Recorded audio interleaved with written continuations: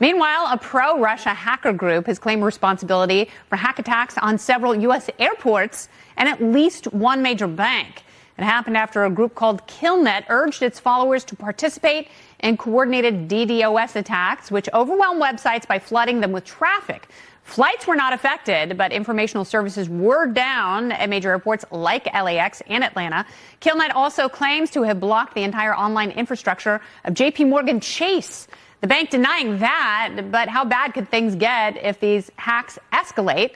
Here to discuss, founder and CEO of TrustedSec and former White Hat hacker, my brother and name only, Dave Kennedy, is back. So, Dave, tell me about KillNet and how coordinated are they with the Russian government?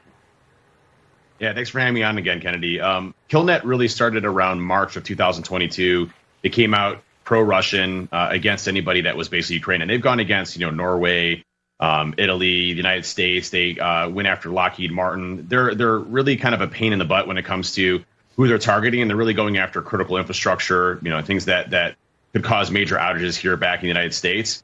The leader is called Kill Milk. We hackers use our own aliases, and those aliases are basically our names in the hacking community. And so Kill Milk is the leader of this group called KillNet that is somewhat similar to, if you're familiar with Anonymous, where they're loosely affiliated to political activism and those types of things.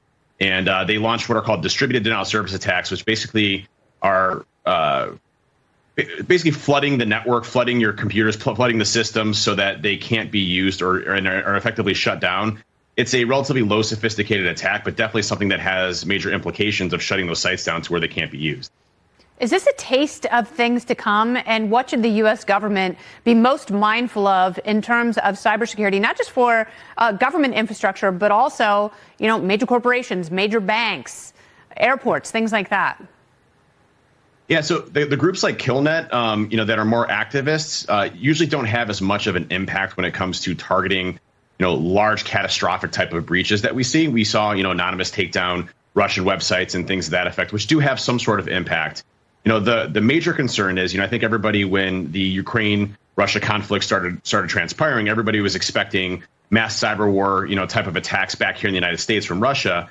And the truth of the matter is these types of attacks, specifically coordinated by Russia's, FSB or GRU groups or intelligence groups, take time and coordination.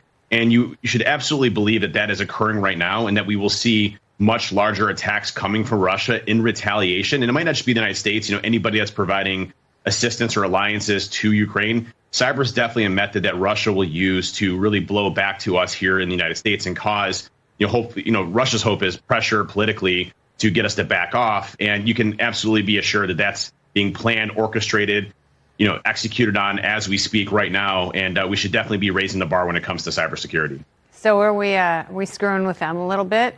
I mean, I know you can't give me details, but we're always screwing with them. That's always happening. I mean, especially from a cyber offensive capabilities. I mean, everybody's hacking one another, Kennedy. It's like the Wild West when it comes to, no rules and regulation. I mean, we're hacking China, China's hacking us, we're hacking Russia, Russia's hacking us.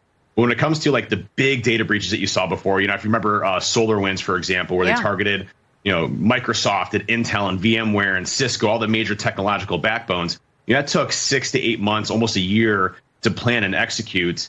Those big breaches that we see that may have a resonating impact back here in the States just take a long time to go and plan out. And those are things that we should be definitely considering from Russia right now, and things that we need to bolster defenses for. Absolutely. Well, that's why we've got Dave Kennedy on the case. Thank you, my dear, for shedding some light on this. Stop it all. That's right. Thank you, man. I appreciate it.